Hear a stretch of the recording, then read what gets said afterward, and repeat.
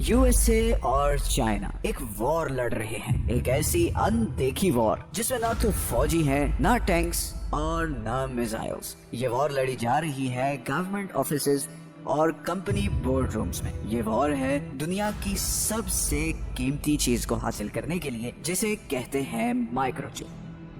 आपकी finger tip पे पूरी आने वाली इस चीज में एक ऐसा मैजिक है जिसकी वजह से पूरी दुनिया चल रही है। इस वक्त इंटरनेशनल जियोपॉलिटिक्स में इस चिप को लेकर एक हलचल मची हुई है और मैं चाहता हूँ कि आप लोग यूएसए और चाइना के बीच तनाव का रीजन समझें, बिकॉज इसका इम्पैक्ट हम सब की जिंदगियों पर पड़ने वाला है। आई एम नॉट श्योर कि आप लोग इस बात को जानते हैं कि नहीं, मगर हमारी ये मॉडर्न दुनिया और इसका सारा फ्यूचर इन माइक्रोचिप्स पर डिपेंडेंट है। हर इलेक्ट्रॉनिक चीज इस सेमीकंडक्टर या माइक्रोचिप से चलती है। दीवार पे लगी घड़ी से लेकर आपके रेफ्रिजरेटर, आपके टीवी, आपके माइक्रोवेव ओवन, आपके फोन, आपके लैपटॉप, हर चीज में ये छोटी सी चिप है। इवन कि ये वीडियो भी आप इसी माइक्रोचिप की वजह से देख रहे हैं। और इन सब से बढ़कर आपके सारे मिलिट्री हथियार जैसे कि रेडार, मिसाइल्स, जेट्स, हर चीज इन्हीं चिप्स पर डिपेंडेंट है। जिस कंट्री के पास भी इन माइक्रोचिप्स का कंट्रोल होगा, उसके हथियार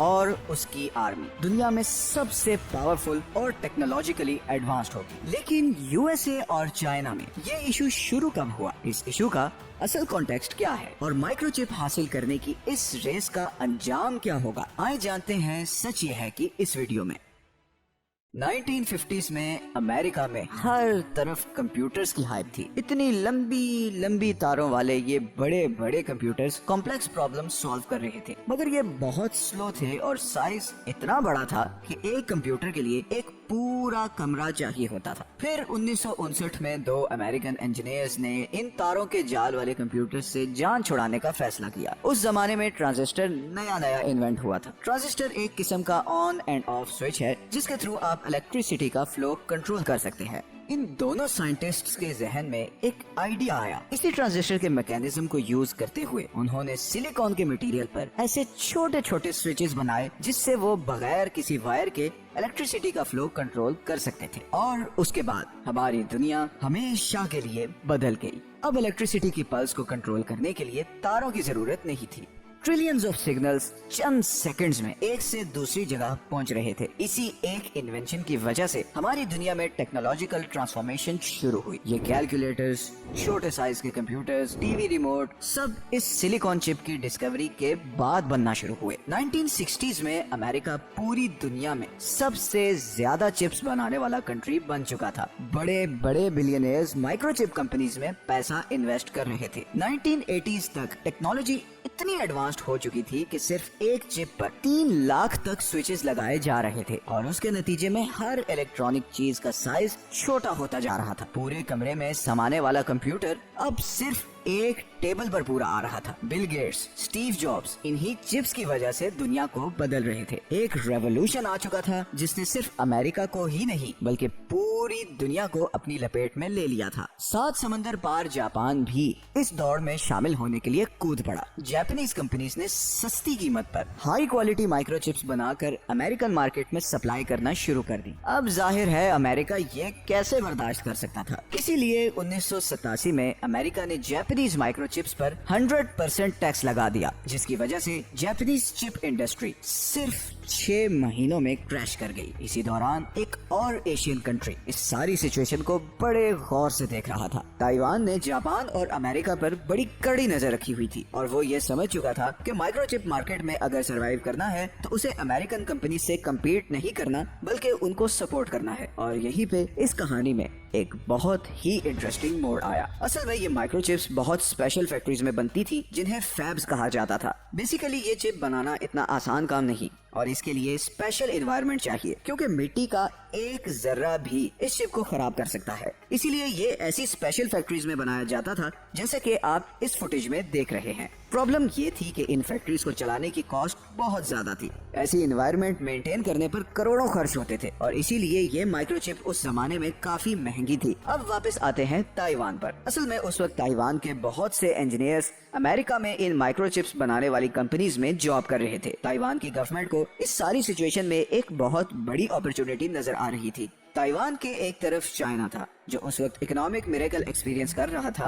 और वो कोशिश कर रहा था कि किसी तरह ताइवान को वापस चाइना में शामिल करे। तो अगर ताइवान किसी तरह यूएस कंपनीज को लो कॉस्ट पे ये माइक्रोचिप बना कर देता है तो नेचुरल है कि अमेरिका उसे चाइना के अगेंस्ट प्रोटेक्ट करेगा। ताइवान की गवर्नमेंट ने अमेरिका में बैठे हुए अपने इंजीनियर्स को बहुत हैवी इंसेंटिव्स देकर वापस ताइवान बुला लिया। इन इंजीनियर्स की टिकट तक का खर्चा ताइवान की गवर्नमेंट ने दिया और उन्हें कंप्लीट टैक्स छूट दी गई ताकि वो ताइवान में माइक्रोचिप बनाने वाली कंपनी सेटअप करें। इन्हीं इंजीनियर्स में से एक मॉरिस चेंग था। मॉरिस ने क्योंकि खुद अमेरिकन माइक्रोचिप्स बनाने वाली कंपनीज में काम किया था तो वो जानता था कि इन कंपनीज का प्रॉब्लम क्या है। इन फैक्ट्रीज को चलाने की कॉस्ट बहुत ज्यादा थी और वो चाह रहे थे कि किसी तरह ये ऑपरेशनल कॉस्ट कम की जा सके। मॉरिस ने इसी का हल निकालने के लिए ये आइडिया दिया कि चिप्स का डिजाइन, सॉफ्टवेयर और मार्केटिंग अमेरिका में होगी लेकिन उनकी मैन्युफैक्चरिंग ताइवान में होगी। इस तरह इन माइक्रोचिप्स की कॉस्ट को 50% तक कम किया जा सकेगा। इसी पर्पस को पूरा करने के लिए 1987 में Taiwan semiconductor manufacturing company TSMC के नाम से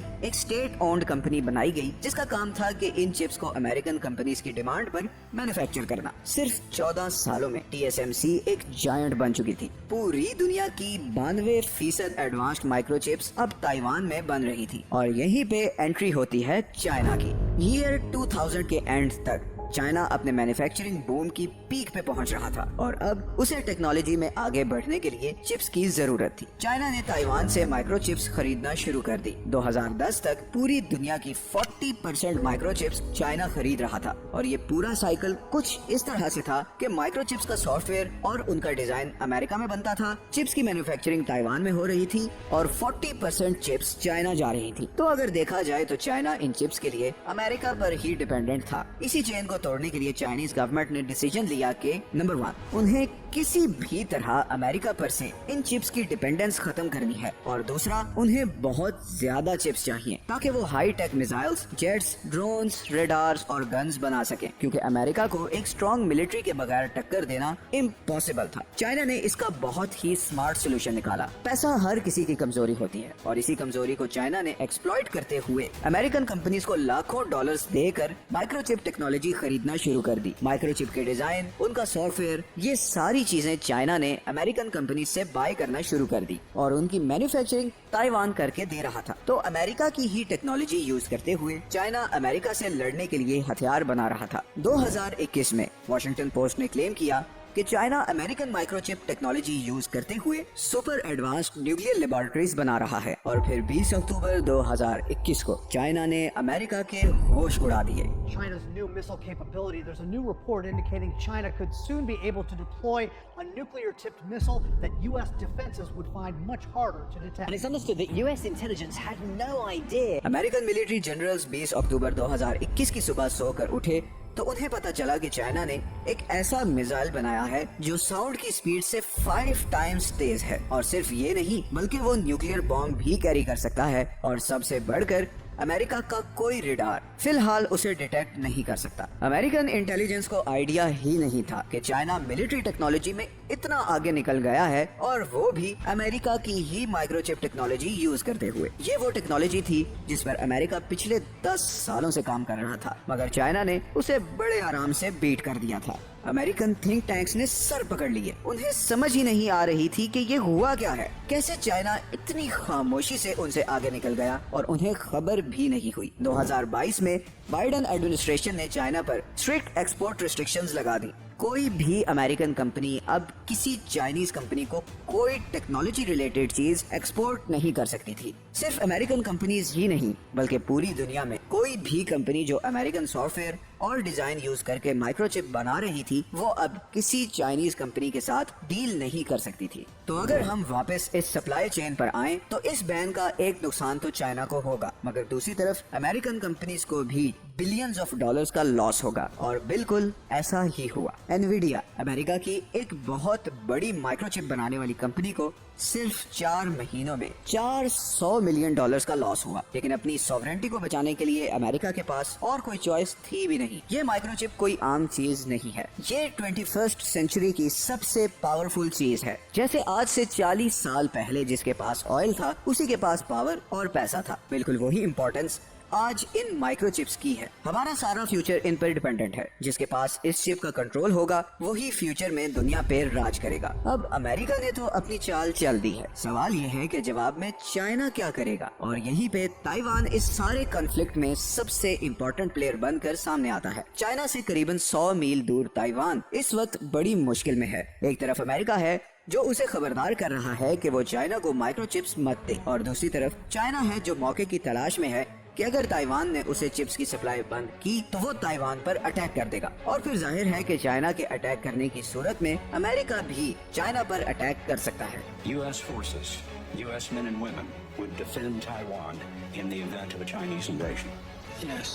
लेकिन क्या वाकई चाइना ताइवान पर अटैक करेगा? इस सवाल का बड़ा डिटेल जवाब हमने इस वीडियो में दिया है, लेकिन मैं बड़ा ब्रीफली आपको ये बता सकता हूँ कि चाइना फुल स्केल अटैक तो शायद नहीं करेगा, क्योंकि सुपर पावर्स कभी भी डायरेक्टली एक दूसरे को कन्फ्रंट नहीं करती। चाइना के लिए सबसे सेफ ऑप्शन ये है कि वो अपनी नेवी शिप्स को भेजकर ताइवान को ऐसे ब्लॉक कर दे, ताइवान को ऐसे हॉस्टेज रखकर वो इस पूरी सप्लाई चेन को तोड़ सकता है, और फिर वो देखेगा कि अमेरिका इस पे क्या रिस्पॉन्स देता है। अगर तो अमेरिका इस एक्शन के बाद टेबल टॉक्स पर आता है तो वेल एंड गुड, लेकिन अगर अमेरिका इस ब्लॉकेज का जवाब मिलिट्री से देता है तो इसके नताइज बहुत खतरनाक होंगे। अभी तक दुनिया रशिया यूक्रेन वॉर के इफेक्ट से बाहर नहीं निकल पा रही। दो बड़ी सुपर पावर्स का क्लैश तो literally final nail in the coffin होगा। हम लोग इस वक्त बहुत ही डेंजरस हालात से गुजर रहे हैं। माइक्रोचिप बनाने का ये रेस कौन जीतेगा ये तो आने वाला वक्त ही बताएगा, मगर सुपर पावर बनने की ये दौड़ शायद पूरी इंसानियत के लिए खतरे का सबब बन